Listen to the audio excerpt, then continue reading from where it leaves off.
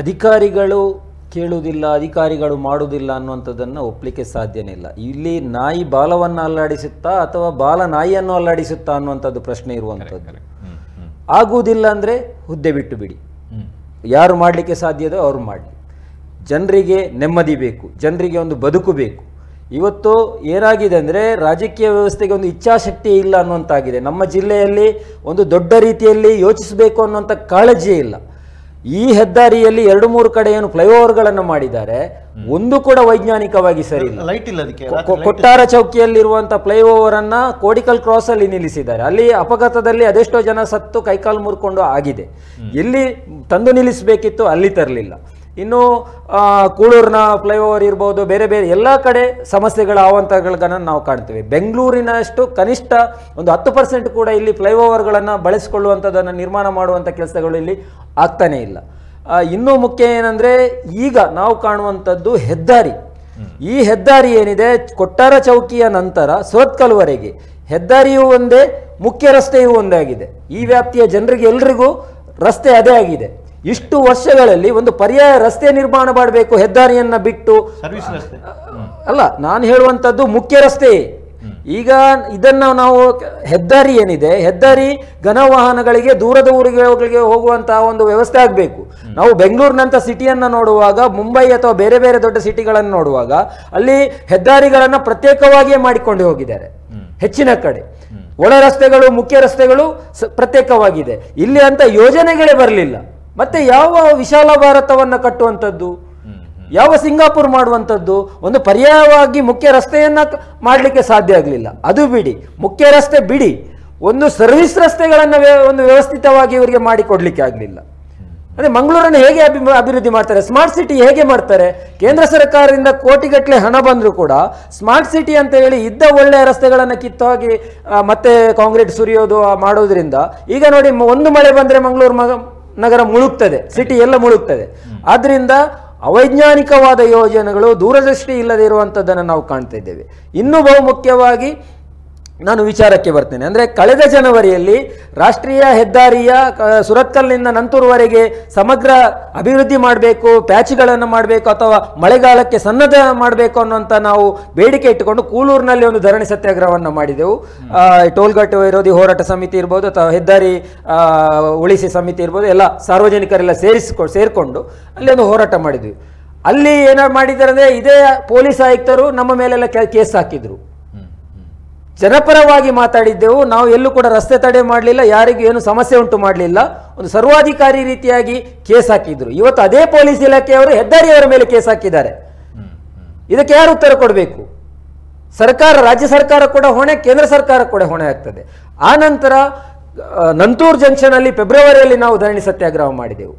ಆದರೂ ಕೂಡ ಯಾರು ಕಣ್ಣು ಇದ್ದು ಕುರುಡರಾಗಿ, ಕಿವಿ ಇದ್ದು ಕಿವುಡರಾಗಿ ಮಾಡ್ತಾ ಇದ್ದಾರೆ ಈ ಜನಪ್ರತಿನಿಧಿಗಳು. ಇವತ್ತು ಮಾತಾಡಬೇಕು, ಯಾರು ಸಂಸದರು ಮಾತಾಡಬೇಕು, ಉತ್ತರ ಕೊಡಬೇಕು ಜನರಿಗೆ. ಈ ಸಾವು ನ್ಯಾಯವೇ ಅನ್ನುವಂಥ ಪ್ರಶ್ನೆಯನ್ನು ಜನ ಮಾಡ್ತಾ ಇದ್ದಾರೆ, ಅದಕ್ಕೆ ಉತ್ತರ ಕೊಡಬೇಕಾಗಿದೆ.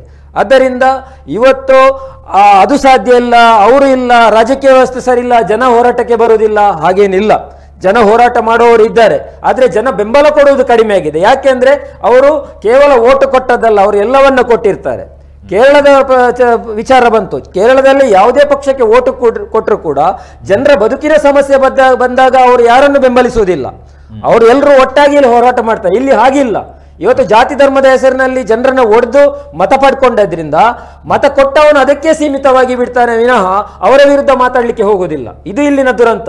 ಇವತ್ತು ಮಂಗಳೂರಿಗೆ ಕೆಟ್ಟ ಹೆಸರು ಬರ್ತಾ ಇದೆ, ಅಭಿವೃದ್ಧಿ ಇಲ್ಲ, ಕಂಪನಿಗಳು ಬರ್ತಾ ಇಲ್ಲ, ಸಂಜೆ ಆಗುವಾಗ ಸ್ಮಶಾನ ಸಿಟಿ ಆಗ್ತಾ ಇದೆ. ಹೌದು, ಇವತ್ತು ಎಲ್ಲ ರಸ್ತೆಗಳು ಸ್ಮಶಾನ ಆಗುವಂತ ಪರಿಸ್ಥಿತಿ ಆಗಿದೆ. ಇದರಿಂದ ಜನ ಹೌದು ಎಚ್ಚೆತ್ತುಕೊಳ್ಬೇಕು, ಅವರ ಧ್ವನಿಯನ್ನ ಹೆಚ್ಚು ಮಾಡಬೇಕು. ಆದರೆ ಜನಪ್ರತಿನಿಧಿಗಳ ಜವಾಬ್ದಾರಿ ಏನಿದೆ ಅದನ್ನು ಅವರು ಮರೆಯಬಾರದು. ಜಿಲ್ಲಾ ಉಸ್ತುವಾರಿ ಸಚಿವರನ್ನು ನಾನು ಈ ಸಂದರ್ಭದಲ್ಲಿ ಒತ್ತಾಯ ಮಾಡ್ತೇನೆ, ಅವರಿಗೆ ಕೂಡ ಜವಾಬ್ದಾರಿ ಇದೆ. ಕೇವಲ 3 ತಿಂಗಳಿಗೊಮ್ಮೆ ಬರೋದು, ಅವರ ಕಾರ್ಯಕ್ರಮ ಅಂತ ಪೇಪರಲ್ಲಿ ಹಾಕೋದು, ಸಂಜೆ ಮತ್ತೆ ವಾಪಸ್ ಹೋಗಿ ಬಿಡೋದಲ್ಲ.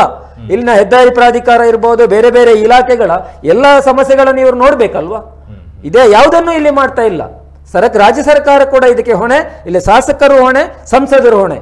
ಆಗೋದಿಲ್ವ? ಏನು ಸಮಸ್ಯೆ ಇದೆ? ನಾನು ಈಗ ಈಗಿನ ಸಂಸದರ ಹತ್ರ ನಾನು ಪ್ರಶ್ನೆ ಮಾಡ್ತಾ ಇದ್ದೇನೆ, ಒಂದೇ ಒಂದು ಹೆದ್ದಾರಿ ಸಮಸ್ಯೆ ಬಗ್ಗೆ ಯಾವತ್ತಾದ್ರೂ ಚರ್ಚೆ ಮಾಡಿದ್ದೀರಾ?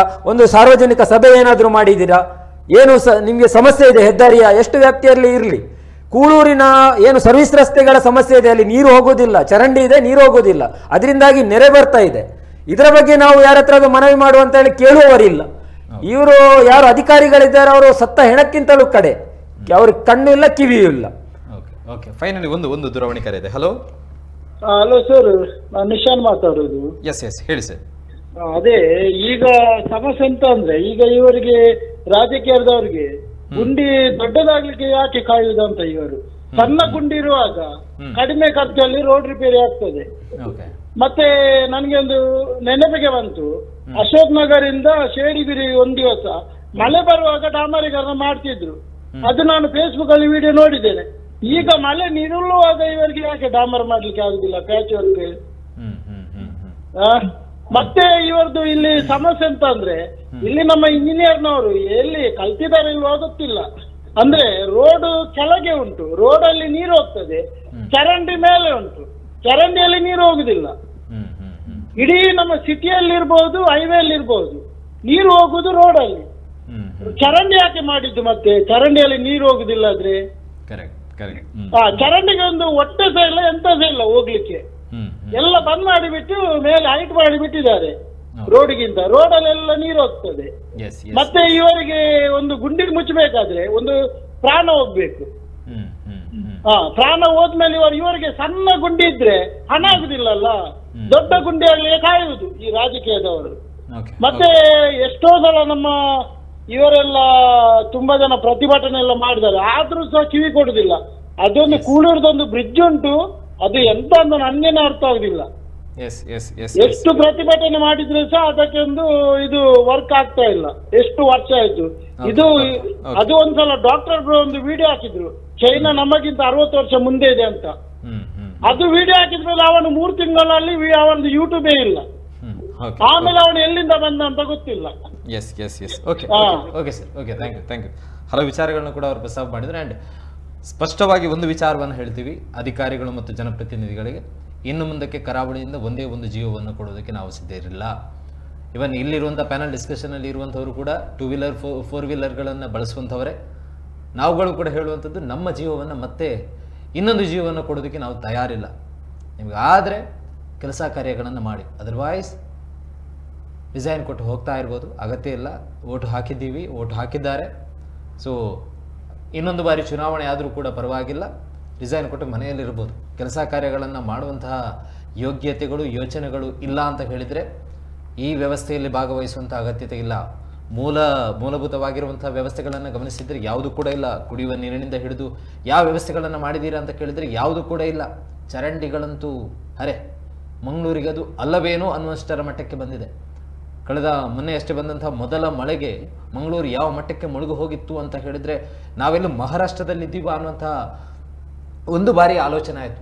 ಈ ಮಂಗಳೂರಲ್ಲಿ ಇಂಥ ಪರಿಸ್ಥಿತಿ ಅಂತ ಹೇಳಿ, ಇದಕ್ಕೆಲ್ಲ ಹೊಣೆ ಯಾರು, ಇದಕ್ಕೆಲ್ಲ ಪ್ರಮುಖ ಕಾರಣ ಯಾರು ಅನ್ನುವಂಥದ್ದು ಕೂಡ ಇಡೀ ಮಂಗಳೂರಿಗೆ ಗೊತ್ತಾಗಿದೆ.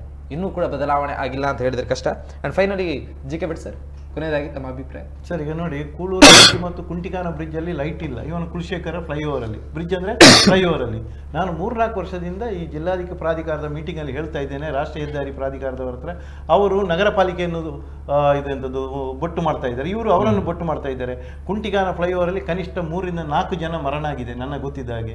ಕೂಳೂರು ಬ್ರಿಡ್ಜಲ್ಲಿ ಸಹ ಫ್ಲೈಓವರ್ ಮೇಲೆ ಮರಣ ಆಗಿದೆ. ಇಷ್ಟಾದರೂ ಇವರಿಗೆ ಬುದ್ಧಿ ಬರ್ತಾ ಇಲ್ಲಲ್ಲ ಸರ್. ನಮಗೆ ಒಂದು ಅದಕ್ಕೆ ನೋಡಿ, ಈಗ ಒಂದು 15 ದಿವಸ ಹಿಂದೆ, 15-20 ದಿವಸ ಆಗಿರ್ಬೋದು, ಕಂಕನಾಡಿಯಲ್ಲಿ DYF ಅವರು ಒಂದು ಹೊಂಡ ಗುಂಡಿಗೆ ಪ್ರತಿಭಟನೆ ಮಾಡಿದರು. ಒಂದು 10-15 ಜನ ಇದ್ರು. ನಮ್ಮ ಇಲ್ಲಿಯ ಮುಖ್ಯ ರಾಜಕೀಯ ಪಕ್ಷ BJP ಆಗಲಿ ಕಾಂಗ್ರೆಸ್ ಆಗಲಿ ಒಂದು ದಿವಸ ನೋಡಿ ಹೊಂಡ ಗುಂಡಿಗೆ ನಾವು ಸಾಥ್ ಕೊಡ್ತೇವೆ, ಜನರೇ ಬನ್ನಿ ಇದಕ್ಕೆ ಪರಿಹಾರ ಮಾಡುವಂತೇಳಿ ಪ್ರತಿಭಟನೆ ಮಾಡ್ತಾ ಇದ್ದಾರೆ. ಯಾವುದೊಂದು ಶ್ರದ್ಧಾ ಕೇಂದ್ರದಲ್ಲಿ 100 ಕಾರುಗಳಲ್ಲಿ ಹೋಗಿ ಮೆರವಣಿಗೆ ಮಾಡಿ ಅವರಿಗೆ ಜೈ ಜೈ ಹೇಳುವಂಥ ಒಂದು ನಮ್ಮ ಜನಪ್ರತಿನಿಧಿಗಳು, ಶಾಸಕರು ಇರ್ಬೋದು, ಯಾರೇ ಇರ್ಬೋದು. ನಮ್ಮ ಇದೇ ನಾನು ಸುರತ್ಕಲ್ ಶಾಸಕರ ಬಗ್ಗೆ ಹೇಳ್ತಾ ಇದ್ದೇನೆ. ಕೂಳೂರು ಬ್ರಿಡ್ಜ್ 4-5 ವರ್ಷದಿಂದ ಕೊಳಿತಾ ಇದೆ, ದಿನ ಅಲ್ಲೇ ಹೋಗ್ತಾ ಇದ್ದಾರೆ ಶಾಸಕರು. ಯಾಕೆ ಅದ್ರ ಬಗ್ಗೆ ಕಾಳಜಿ ವಹಿಸ್ತಾ ಇಲ್ಲ ನೋಡಿ? ಇಷ್ಟು ಹೊಂಡ ಗುಂಡಿ ಇದೆ, ರಸ್ತೆ ಸಮಸ್ಯೆ ಇದೆ ನೋಡಿ. ಇದು ಬನ್ಸು ಹಾಸ್ಟೆಲಲ್ಲಿ ಒಂದು ನಿನ್ನೆ ನಾನು ವಿಡಿಯೋ ನೋಡಿದೆ, 4 ಹುಡುಗರು ಪಾಪ 3-4 ತಿಂಗಳಿಂದ ಹೊಂಡ ಗುಂಡಿಗೆ ಅವರೇ ಮುಚ್ಚಲಿಕ್ಕೆ ಹೊರಟಿದ್ದಾರೆ. ಮತ್ತು ಇವತ್ತಿಗೆ ನಗರ ಪಾಲಿಕೆ ಎಚ್ಚೆತ್ತು ಅಲ್ಲಿ ಬೋರ್ಡ್ ಹಾಕಿದ್ರು, ಮ್ಯಾಂಗ್ಳೂರು ಕೇರ್ಲೆಸ್ ಕಾರ್ಪೊರೇಷನ್ ಅಂತ ಪಬ್ಲಿಕ್ ಬೋರ್ಡ್ ಹಾಕಿದ ಮೇಲೆ ಇವತ್ತು ಇಂಟರ್ಲಾಕ್ ಹಾಕ್ಲಿಕ್ಕೆ ಹೊಡಿತಾರೆ. 4 ತಿಂಗಳಿಂದ ಹೊಂಡ ಗುಂಡಿದೆ, 4 ಹುಡುಗರು ಮಾಡಬೇಕಂತ ಕೆಲಸ. ಅಲ್ಲಿ ಕಂಕನಾಡಿಯಲ್ಲಿ ಒಬ್ಬ ಭೂಪಣ್ಣ ಅಂತ ಆಟೋ ಡ್ರೈವರು ದಿನ ಕೂಲಿಗೆ ಅಂದರೆ ದಿನದ ಪಡಿಗೆ ದುಡಿಯುವಂಥ ಒಂದು 400-500 ರೂಪಾಯಿ ದುಡಿಯುವಂಥ ಒಬ್ಬ ಪಾಪ ರಿಕ್ಷಾದಲ್ಲಿ ತಂದು ನಾನೇ ವಿಡಿಯೋ ಮಾಡಿ ಹಾಕಿದೆ, ಮಣ್ಣು ಡಾಮರ್ ತುಂಡು ಹೊಂಡಕ್ಕೆ ಆಗ್ತಾ ಇದ್ದೇನೆ. ಅಂದರೆ ನಗರ ಪಾಲಿಕೆ ಅಷ್ಟು ಗತಿ ಇಲ್ವಾ? ಅಂದರೆ ಜನರು ಸಾಯ್ಬೇಕಾ ಇಲ್ಲಿ?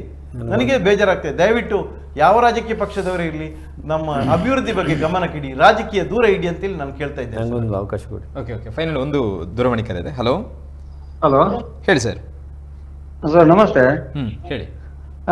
ತುಳು ಪನ ಪಾತ್ರ ಸರ್. ಎಸ್ ಖಂಡಿತ ಪಾತಿಲ್ಲ ಸರ್. ಸರ್ ದಾದೆ ಗೊತ್ತನೆ ಮುಲ್ತ ಪರಿಸ್ಥಿತಿ ಎಂಚಾತನ ಮನ್ನಾಗ ದಿನೋಲ ಈತ ಕೂಳೂರ್ದ ಸಂಕದ ಒಂಜಿ ಎಕ್ಸಾಂಪಲ್ ಬರ್ತನ.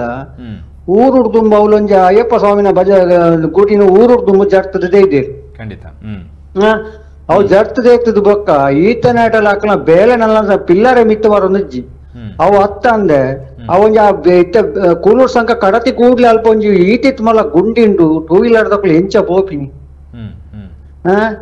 ಈತ ಜನ ಇತ್ತ ದಾದೆ ಗೊತ್ತಿಲ್ಲ ಮುಲ್ತ ಅವಸ್ಥೆ ಏರನ್ನ ಮಿನಿಸ್ಟರ್ ಬರ್ರ ಎತ್ತನ ಚುಕ್ಕ ತಕ ತಕೊಂಡು ಬಲ್ದೊಂದು ಬರ್ತದೆ ಡಾಮಾರ್ ಬಾರ್ದು ಓಪೇರಿ ಖಂಡಿತ ಗೊತ್ತಾಂಡಿ ಬಾಕಿ ಡ್ಯಾಮ್ ಹಾಕಲಿ ಜತುಪ್ಪೀರಿ ವರ್ಷ ಬರ್ರ ಅನ್ನಕ ಡಾಮಾರ್ ಬಾಡ್ವೇರು ಉಂಟುಡೆ ವರ್ಷದ ನೀರಿಗೆ ಈತ ಜನ MLA MP ಉಸ್ತುವಾರಿ ಅಕ್ಕಲು ಮಕ್ಕಳು ಮಾತಾಡ್ಲಿರು ದಾದ ಮಲ್ಪೇರು. ಖಂಡಿತ ಇರ್ ಬಂದಾಗನೆ ಈ NMPT ಹಿಡಿದು ಪಣಂಬೂರು ಮಟ್ಟ ದಾನಿ ಅತಂದಾಂಡ ಮಲ್ಲ ರಾಜಕೀಯ ವ್ಯಕ್ತಿ ಬರ್ಪಿರಂದಾಂಡ ರಾತ್ರಿ ಪಗಲಾಪನ ಊರು ತುಂಬ ರಾತ್ರಿ ಪಗಲ ಡಾಮಾರ್ ಬಾರ್ದು ರೆಡಿ ಆದ ಉಪ್ಪುಂಡು ಅವೇ ಬಾಕಿ ತಗೊಬ್ಬ ಜನಕ್ಕಳು ನರಮನೆ ತಗಲೇ ಜೀವ ಪೂಜಾ. ಖಂಡಿತ thank you sir. Thank you. ಕಡೆಯದಾಗಿ ನಮ್ಮಲ್ಲಿ ಏನಾಗಿದೆ ಅಂತ ಹೇಳಿದ್ರೆ, ಈಗ ಈ ಹೈವೇ ಪ್ರಾಧಿಕಾರದಾಗೆ ಅವರಿಗೆ ಒಂದು ವಿಶೇಷವಾದ ಒಂದು ಮಾತಾಡ್ಲಿಕ್ಕೆ ಒಂದು ಇದು ಸಿಕ್ಕಿದೆ, NMPT ಅಂತೇಳಿ. ಅದು ಕೂಡ ಹೌದು, NMPT ಅವರು ಬಹಳ ದೊಡ್ಡ ನೆಗ್ಲೆಕ್ಟ್ ಮಾಡ್ತಿದ್ದಾರೆ. ಇತ್ತೀಚಿನ ದಿನದಲ್ಲಿ ನೀವು ನೋಡಿರೋದು NMPT ಬದಿಯಲ್ಲಿ ಕುದುರೆಮುಖದಿಂದ NMPT ಗೇಟ್ವರೆಗೆ ಒಂದು ಕಾಂಕ್ರೀಟ್ ರೋಡ್ 100 ಫೀಟ್ ಮಾಡಿದ್ದಾರೆ. ಆದರೆ ನಮಗೆ ನಮ್ಮ ಮೇಲ್ ಹೈವೇ ಯಾವುದು ವ್ಯವಸ್ಥೆ ಮಾಡಲಿಲ್ಲ, ಮುಖ್ಯ ಹೈವೇ ಅವರ ಸುಪರಿಧಿಯಲ್ಲಿ ಇದೆ. ಅದು ಇತ್ತೀಚೆಗೆ ಇನ್ನೊಂದು ಬೆಳವಣಿಗೆ ಆಗಿದೆ. 1 ವರ್ಷದಿಂದ ಒಂದು ಹಾಸ್ಪಿಟಲ್ ಓಪನ್ ಆಗ್ತಾ ಉಂಟೀಗ. ಅದು ಎಷ್ಟು ಬೇಗ ಕಾಮಗಾರಿ ಮಾಡಿತು. ಅಲ್ಲಿ ಹಾಸ್ಪಿಟ್ಲಿಗೆ ಅಷ್ಟು ಮಾಡಿದ್ರು ಕೂಡ ಹೈವೇ ಸೈಡಿಂದ ಅಲ್ಲಿ ಕೂಡ ಜಾಗನೂ ಇಲ್ಲ, ಎಂಟ್ರೆನ್ಸ್ ಅಲ್ಲಿ ಅಡೆಬಡಿ ಮಾಡಿದ್ದಾರೆ. ಮೊದಲೇ ಅವರು ಕ್ವಾರ್ಟರ್ಸಿಗೆ ಹೋಗ್ಲಿಕ್ಕೆ ಅಲ್ಲಿ ನಮಗೆ ಟ್ರಾಫಿಕ್ ಜಾಮ್ ಆಗ್ತದೆ. ಇನ್ನು ಅದೊಂದು ಮತ್ತೊಂದು ಅವಸ್ಥೆ ಆಗ್ಲಿಕ್ಕುಂಟು. ಈ ಥರ ಎಲ್ಲ ವ್ಯವಸ್ಥೆ ಮಾಡಿ, ನಾನು ಇವರು ದಯಾನಂದ್ ಅವರು ಹೇಳಿದಾಗೆ, ಈಗ ಜನಪ್ರತಿನಿಧಿಗಳು MLA ಆಗ್ಬೋದು, MP ಆಗ್ಬೋದು, ಅಧಿಕಾರಿಗಳು ಆಗ್ಬೋದು, ಎಲ್ಲರದ್ದು ಜವಾಬ್ದಾರಿ ಇದೆ, ಖಂಡಿತ ಇದರಲ್ಲಿ ಎರಡು ಮಾತಿಲ್ಲ.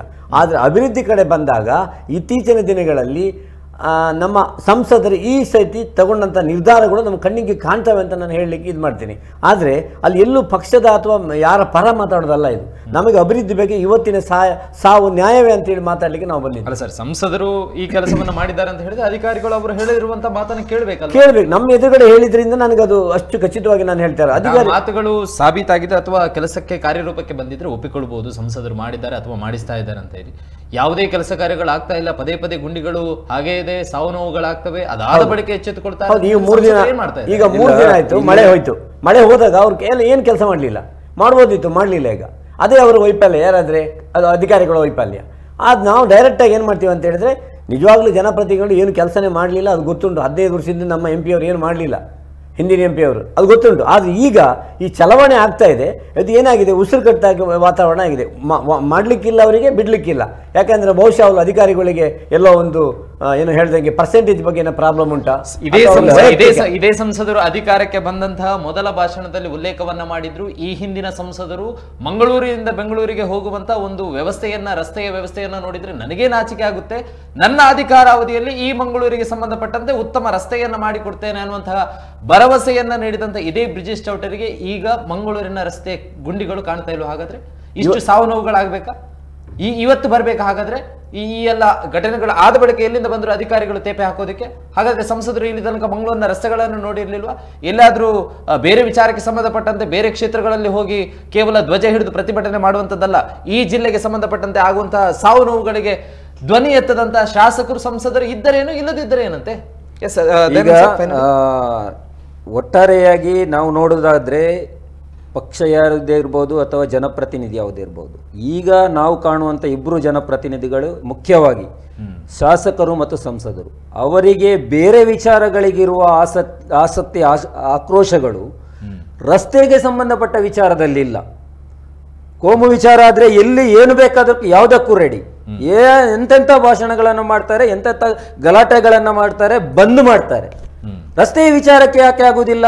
ನಾವು ಧರಣಿ ಮಾಡ್ತೇವೆ, ಅವ್ರು ಬಂದು ನಮ್ಮ ಜೊತೆ ಕೂತ್ಕೊಳ್ಳಿ ಆಗುದಿಲ್ಲ ಅಂದ್ರೆ? ನಾನು ಹೇಳಿದ್ದೇನೆ, ನಾನು ಸೂಚಿಸಿದ್ದೇನೆ, ಅವರು ಮಾಡ್ತಾ ಇಲ್ಲ ಅಂತ ಆದ್ರೆ ಇದು ಯಾಕೆ ಆಗುವುದಿಲ್ಲ? ಇದಕ್ಕೆ ಒಂದು ಶಾಶ್ವತ ಪರಿಹಾರ ಇಲ್ಲಿ ಆಗ್ಲೇಬೇಕಾಗಿದೆ. ಅವರು ಒಳ್ಳೆಯ ಕೆಲಸ ಮಾಡುದಾದ್ರೆ ನಾವು ಅದನ್ನು ಸ್ವಾಗತಿಸ್ತೇವೆ. ಆದ್ರೆ ಇವತ್ತು ಜನರ ಆಕ್ರೋಶಗಳು, ಸಮಸ್ಯೆಗಳು ಒಂದು ಕಡೆ ಆದ್ರೆ ಇವರು ಒಂದು ಕಡೆ ಆಗಿ ಬಿಡ್ತಾರೆ. ನಾನು ಹೇಳುವಂಥದ್ದು, ಇಲ್ಲಿನ ಜನಪ್ರತಿನಿಧಿ, ಮುಖ್ಯವಾಗಿ ಸಂಸದ ಬ್ರಿಜೇಶ್ ಚೌಟರ್ ಹತ್ರ ನಾವು ಮನವಿ ಮಾಡುವುದೇನೆಂದ್ರೆ, ಕೂಡಲೇ ಒಂದು ಹೆದ್ದಾರಿಗಳ ಸಮಸ್ಯೆಗಳ ಬಗ್ಗೆ ಸಭೆ ಕರೆಯಬೇಕು. ಅವರು ಇಲ್ಲಿನ ಯಾರೆಲ್ಲ ಜನಪ್ರತಿನಿಧಿಗಳು ಇರಬಹುದು ಅಥವಾ ಇಲ್ಲಿ ಸಾಮಾಜಿಕ ಹೋರಾಟಗಾರರು, ಸಂಘಟಕರು ಎಲ್ಲ ನಾವಿದ್ದೇವೆ, ನಮ್ಮೆಲ್ಲರ ಕರಿಬೇಕು. ಅವರು ಕರೆದು ಇಲ್ಲಿನ ಸಮಸ್ಯೆಗಳ ಬಗ್ಗೆ ಮುಕ್ತವಾಗಿ ಚರ್ಚೆ ಮಾಡಿ ಅದಕ್ಕೆ ಪರಿಹಾರವನ್ನು ಮೊದಲು ಕೊಡಬೇಕು. ಹೊಸ ಅಭಿವೃದ್ಧಿ ಆಮೇಲೆ ಸುರಂಗ ಮಾಡೋದು, ಫ್ಲೈಓವರ್ ಮಾಡೋದು ಅದು ಇನ್ನೊಂದು ಇದೆ. ಜನರ ಜೀವ ಉಳಿಸಿ ಮೊದಲು. ಯಾಕೆಂದ್ರೆ ಇಲ್ಲಿ ಹೈವೇ ಏನಿದೆ, ಕೂಳೂರು ಏನು ಹೈವೇ ಇದೆ, ಅದು ಜನರ ಜೀವನಾಡಿ ಕೂಡ. ಅಲ್ಲಿ ಮುಖ್ಯ ರಸ್ತೆಯೂ ಅದೇ, ಸರ್ವಿಸ್ ರಸ್ತೆಯೂ ಅದೇ, ಹೆದ್ದಾರಿ ರಸ್ತೆಯೂ ಅದೇ. ಹಾಗಿರುವಾಗ ಇದು ದೊಡ್ಡ ಸಮಸ್ಯೆ. ಇದು ನಾವು ಸುರತ್ಕಲ್ ದಾಟಿದ ಮೇಲೆ ಹೆದ್ದಾರಿ ಅಥವಾ ಹಳೆಯಂಗಡಿ ದಾಟಿದ ಮೇಲೆ ಕಾಣುವಂಥ ಹೆದ್ದಾರಿ ಏನಿದೆ, ಅಥವಾ ನಂತೂರು ದಾಟಿದ ಮೇಲೆ ಕಾಣುವಂತಹ ಹೆದ್ದಾರಿ ಏನಿದೆ, ಅದಕ್ಕೂ ಇದಕ್ಕೂ ವ್ಯತ್ಯಾಸ ಇದೆ. ಇದು ನಿರಂತರ ಜನರ ಜೀವನಾಡಿ. ಇದು ಹೀಗಿರುವಾಗ ಇದರ ಬಗ್ಗೆ ಗಂಭೀರವಾಗಿ ನೀವು ಯೋಚಿಸಬೇಕು, ಗಂಭೀರವಾಗಿ ಕೆಲಸ ಮಾಡಬೇಕು. Thank you. ಮೋರಿಗೂ ಕೂಡ ಎಷ್ಟು ಹೊತ್ತು ಮತ್ತೊಂದು ಪರಿಹಾರವನ್ನು ಅವರಿಗೆ ಕೊಡಬೇಕು ಅನ್ನೋದು, ನಿಧನ ಹೊಂದಿದ ಮಹಿಳೆಗೆ, ಕುಟುಂಬಕ್ಕೆ ಪರಿಹಾರವನ್ನು ಒದಗಿಸುವಂತ ಕೆಲಸವನ್ನು ಇವರು ಹೆದ್ದಾರಿ ಮೂಲಕ ಮಾಡಬೇಕು. ಓಕೆ, ಮೋರಿಗೂ ಕೂಡ ಧನ್ಯವಾದಗಳು ಸರ್ ಕಾರ್ಯಕ್ರಮದಲ್ಲಿ ಭಾಗವಹಿಸಿರೋದಕ್ಕೆ. Thank you. ಸೊ ಇದಾಗಿತ್ತು ಇವತ್ತಿನ ಜನಧ್ವನಿಯ ವಿಶೇಷ. ಸೊ ಸಂಬಂಧಪಟ್ಟಂತ ಇಷ್ಟು ಹೊತ್ತು ಕಾರ್ಯಕ್ರಮಗಳು ನಿರಂತರ 1 ಗಂಟೆ ಕಾರ್ಯಕ್ರಮ ಆಯಿತು. ಈ ವಿಚಾರಕ್ಕೆ ಸಂಬಂಧಪಟ್ಟಂತೆ ಯಾವುದೇ ಒಬ್ಬ ಶಾಸಕರು ಅಥವಾ ಸಂಸದರು ಈ ಕಾರ್ಯಕ್ರಮವನ್ನು ನೋಡದಿದ್ರೂ ಪರವಾಗಿಲ್ಲ, ಅವರಿಗೆ ಸಂಬಂಧಪಟ್ಟಂಥ ಅವರ ಕಾರ್ಯಕರ್ತರು ಅಥವಾ ಅವರ ಸಪೋರ್ಟರ್ಸ್ ನೋಡಿಲ್ವಾ, ಅವರಾದರೂ ಹೇಳ್ಬೋದಿತ್ತು ಈ ಕಾರ್ಯಕ್ರಮಕ್ಕೆ ನೇರ ಪ್ರಸಾರದ ಮುಖಾಂತರ ಉತ್ತರಿಸಿ ಅಂತ ಹೇಳಿ. ಯಾವುದೇ ಶಾಸಕರು ಸಂಸದರುಗಳ ಕರೆಗಳು ಬಂದಿಲ್ಲ, ನಾವೇ ಸ್ಪಷ್ಟ ಮಾಡಿಸ್ತೇವೆ. ಸೊ ಈ ವಿಚಾರಕ್ಕೆ ಸಂಬಂಧಪಟ್ಟಂತೆ ಉತ್ತರ ಕೊಡುವಂಥ ವ್ಯವಸ್ಥೆಗಳು ಕೂಡ ಆಗಿಲ್ಲ. ಕೇವಲ ಇದರಲ್ಲಿ ಶಾಸಕರು ಸಂಸದರು ಅನ್ನುವಂತಹ ದೂರನ್ನು ಇಟ್ಟರೆ ಸಾಕಾಗೋದಿಲ್ಲ. ಸಂಬಂಧಪಟ್ಟಂತಹ ರಾಜ್ಯ ಸರ್ಕಾರ ಆದರೂ ಏನು ಮಾಡ್ತಾ ಇದೆ, ಈ ವಿಚಾರಕ್ಕೆ ಸಂಬಂಧಪಟ್ಟಂಥ ಶಾಸಕರುಗಳು, ಇಲ್ಲಿಯ ಶಾಸಕರುಗಳು ಹೇಳೋ ಪ್ರಕಾರ ನಮ್ಮ ಕ್ಷೇತ್ರಕ್ಕೆ ಸಂಬಂಧಪಟ್ಟಂತೆ ಯಾವುದೇ ಅನುದಾನಗಳು ಬಿಡುಗಡೆ ಆಗ್ತಾ ಇಲ್ಲ ಅಂತ ಹೇಳಿ ಉಸ್ತುವಾರಿ ಸಚಿವರಿಗೂ ಕೂಡ ಹೇಳ್ತಾ ಇರುವಂಥದ್ದಷ್ಟೇ. 3 ತಿಂಗಳಿಗೊಮ್ಮೆ ಬಂದು ಬರೀ ರಿಪ್ಪನ್ ಕಟ್ ಮಾಡಿದರೆ ಸಾಕಾಗೋದಿಲ್ಲ ದಿನೇಶ್ ಗುಂಡೂರಾವ್ ಅವರೇ. ಇಲ್ಲಿ ಆಗಬೇಕಾದಂಥ ಮತ್ತು ಇಲ್ಲಿ ಆಗ್ತಾ ಇರುವಂಥ ವ್ಯವಸ್ಥೆಗಳಿಗೂ ಕೂಡ ಧ್ವನಿಯಾಗಬೇಕು. ಯಾವುದೋ ಸಾವು ನೋವು ಆದಾಗ ಇದು ಆ ಪಕ್ಷದವರ ರಾಜಕೀಯ ಪಿತೂರಿ, ನಮ್ಮ ಮೇಲೆ ಹುನ್ನಾರವನ್ನು ಮಾಡ್ತಾ ಇದ್ದಾರೆ ಅನ್ನುವಂಥ ಆರೋಪ ಮಾಡೋದನ್ನು ಬಿಟ್ಟು 2 ಪಕ್ಷಗಳು ಜೊತೆಯಾಗಿ ದುಡಿಯುವಂಥದ್ದನ್ನು ಮಾಡಿ. ಸೊ ಇಲ್ಲಿ ಕೇವಲ 2 ಸೀಟುಗಳಿರುವಂಥದ್ದು ದಕ್ಷಿಣ ಕನ್ನಡದಲ್ಲಿ, ಮಿಕ್ಕಂಥದ್ದೆಲ್ಲವೂ ಕೂಡ BJP ಅಂತ ಹೇಳಿ ಅವರ ತಲೆಗೆ ಹಾಕುವಂಥದ್ದಲ್ಲ. ಆ್ಯಂಡ್ BJP ನಾಯಕರುಗಳಿಗೂ ಕೂಡ ಅಷ್ಟೇ, ಕೇವಲ ಇನ್ನೊಂದು ಕ್ಷೇತ್ರದಲ್ಲಿ ಆಗ್ತಾ ಇರುವಂಥ ವಿಚಾರಕ್ಕೆ ಕಿವಿ ಕೊಡಬೇಡಿ ಅಂತ ಹೇಳ್ತಾ ಇಲ್ಲ, ಅಲ್ಲಿಯ ವಿಚಾರಕ್ಕೂ ಕೂಡ ಧ್ವನಿ ಎತ್ತಿ ಅದು ಕೂಡ ತಮ್ಮ ನಿಲುವು ಸ್ಪಷ್ಟವಾಗಿದೆ. ಆದರೆ ಇಲ್ಲಿ ಏನಾಗ್ತಾ ಇದೆ ಅನ್ನುವಂಥ ಖಬರು ಕೂಡ ಇರಬೇಕು. ಬರೀ ಅಲ್ಲಿ ಹೋಗಿ ಧ್ವಜ ಇಟ್ಕೊಂಡು ಪ್ರತಿಭಟನೆ ಮಾಡಿದರೆ ಸಾಕಾಗೋದಿಲ್ಲ, ಅಥವಾ ಫೋಟೋಗಳಿಗೆ ಫೋಸ್ ಕೊಟ್ಟರೆ ಸಾಕಾಗೋದಿಲ್ಲ. ಇಲ್ಲಿರುವಂಥ ವ್ಯಕ್ತಿಗಳು ಫೋಟೋ ಆಗದಿರಲಿ ಅನ್ನುವಂಥದ್ದನ್ನು ಗಮನಿಸಿಕೊಳ್ಳಿ. ಸೊ ಇದಾಗಿತ್ತು ಇವತ್ತಿನ ಜನಧ್ವನಿಯ ವಿಶೇಷ. ಸೊ ಮುಂದಿನ ಜನಧ್ವನಿಯಲ್ಲಿ ಇನ್ನೊಂದು ಸುದ್ದಿಯ ಜೊತೆಗೆ ಭೇಟಿ